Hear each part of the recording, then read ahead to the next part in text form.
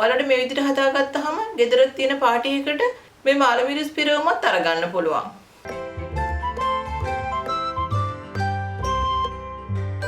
අදත් ඔයාලා සීලු දෙනාම ආදරෙන් පිළිගන්නවා. අද අපි රසට මාළු මිරිස් පිරවුමක් හදනවා. මම මෙතන මේ වගේ පොඩි මාළු මිරිස් කරල් 10ක් අරන් තියෙනවා. දැන් මේ මාළු මිරිස් කරල් වල ඇට ටික අයින් කරගන්නවා. මේ විදිහට කට් එකක් දාලා ඇට ටික අයින් කරගන්නවා. මාළු මිරිස් කරල පුරවනකොට ඇටත් එක්ක පෙරවුවාම සැර වැඩි වෙනවා. ඒ නිසා ඇට ටික අයින් කරගන්නවා. මේ විදිහට ඔක්කොම කරල් ටික කපලා ඇට ටික අයින් කරගන්නවා. මේ තියෙන ඇට අයින් කරගත්ත මාළු මිරිස් ටික. දැන් ඇට අයින් කරගත්ත මාළු මිරිස් ටික මේ භාජනයට දාගන්නවා. ඒකටම ලුණු තේ හැන්දක් දාගන්නවා. ඒකට නටන උණු වතුර දාගන්නවා. දැන් මේ ටික විනාඩි 20ක් වහලා තියෙනවා. මම ටූනා එකක් කඩාගත්තා. දැන් ටූනා එක මේකට පෙරා ගන්නවා. මේ ටූනා එකේ ග්‍රෑම් 425ක් අපි මේකෙන් භාගයක් අරගන්නවා. මාළු මිරිස් එකේ පිරවුම හදා ගන්නවා. භාජනේ රත් කරගත්තා. තෙල් තේ හැඳි 3ක් දාලා රත් කරගන්නවා. ඒකට අබ තේ හැඳි කාලයි. අප ඒක පුපුරනවා. ඒකටම හීනෙන් ලියාගත්ත බීලුණු ගෙඩියයි, ලුණු බික් 3යි, කරපිංච 1යි. ඒ ටික දාලා සුවඳ එනකම් බෙද ගන්නවා. ලුණු ටික බෙදලා සුවඳ එනවා. මෙතන තියෙනවා තම්බල පොඩි කරගත්ත අල ග්‍රෑම් 200ක්. ඒකත් දාගන්නවා.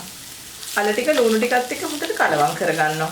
මෙතන තියෙනවා ටූනා ග්‍රෑම් 225. ඔයාලට මේ වෙනුවට මාළු තම්බල අරගන්න පුළුවන්. ඒ වගේම ටින් මාළු අරගන්නත් පුළුවන්. ඒ ටිකක් දාලා කලවම් කරගන්නවා.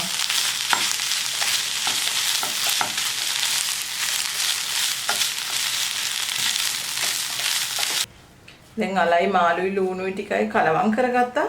දැන් මේ ටික සීසන් කරගන්නවා.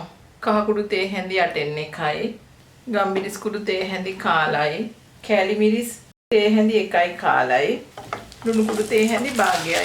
මම අර තම්බන කරලා ලුණු දාගත්ත නිසා ලුණු කුඩු තේ හැඳි භාගයක් දාගත්තා. දැන් මේ ටිකක් දාලා හොඳට කලවම් කරගන්නවා. දැන් පිරවුම හරි. දැන් ලිප ඕෆ් කරලා මේක නිවුනට පස්සේ ඇඹුල් ටිකක් එකතු කරගන්නවා. දැන් මිශ්‍රණය නිවිලා තියෙන්නේ. ඒකට දෙහිස්ම තේ හැඳි දෙකක් දාලා කලවම් කරගන්නවා. මේ තියෙන බ්ලාන්ච් කරගත්ත මාළු මිරිස් ටික දැන් හදාගත්ත පිරවුම් පුරව ගන්නවා.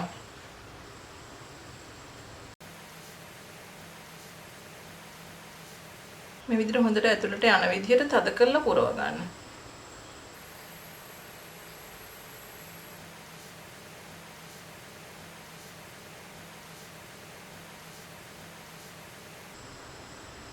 මේ විදිහට පුරව ගන්නවා.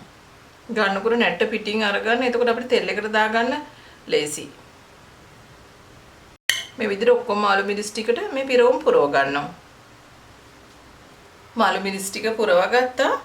පිළින් එක පොඩ්ඩක් ඉතුරු වුණා. ඒකෙන් මේ විදිහට කට්ලට් තුනකුත් හදාගත්තා. දැන් මේ ටික දවට ගන්න පිටිපැට එකක් හදා ගන්නවා.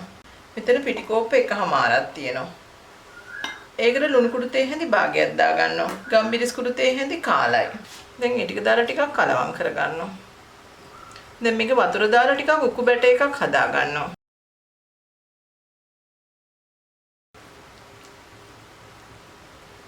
මෙන්න මේ වගේ උකු මිශ්‍රණයක් හදාගත්තා. මේ ප්‍රමාණයට හදා ගන්න වතුර කෝප්ප එකමාරක් දාගත්තා.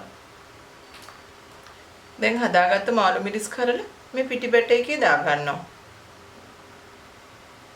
අපි මේ විදිහට නැට්ට ඉතුරු කරගත්තා නම් මේ විදිහට අපිට නැට්ටෙන් පිටිපැට එකකට ඔබා ගන්න පුළුවන්. පාන් කුඩු එකට දා ගන්නවා.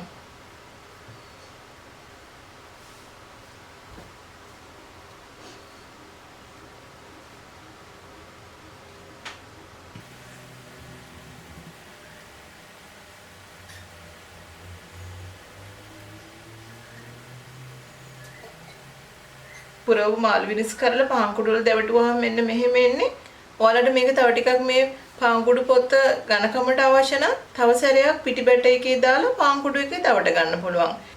අපි දැන් ඔක්කොම ටික එක සැරයක් පිටිපැට එකේ දාලා පාන් කුඩු එකේ දවටලා ඊගාව සැරෙත් පිටිපැට එකේ දාලා පාන් කුඩු එකේ දවට ගමු. මේ විදිහට ඔක්කොම මාළු මිරිස් ටික පිටිපැට එකේ දාලා පාන් කුඩු වල දවට ගන්නවා. මේ තියෙන්නේ මම ඩබල් කෝට් කරගත්ත මාළු මිරිස් ටික. දැන් මේ ටික ගැඹුරු තෙලේ බෙද ගන්නවා. පෑන් එක තෙල් දාලා රත් කරගත්තා. දැන් පුරවගත්ත මාළු මිරිස් ටික දා ගන්නවා. මේ මාළු මිරිස් ටික බෙද ගන්නකොට පැතලි පෑන් එකක් අරගන්න. එක පැත්තක් බෙදුනහම මේ විදිහට අනිත් පැත්ත හරවනවා. මේ විදිහට දෙපැත්තම හරව රන්වන් පාට වෙනකම් බෙද ගන්න ඕනේ. දැන් මේ සමහර මාළු මිරිස් කරල් බෙදලා තියෙන්නේ. දැන් මේ බෙදලා තියෙන ඒවා ලිපෙන් බා ගන්නවා.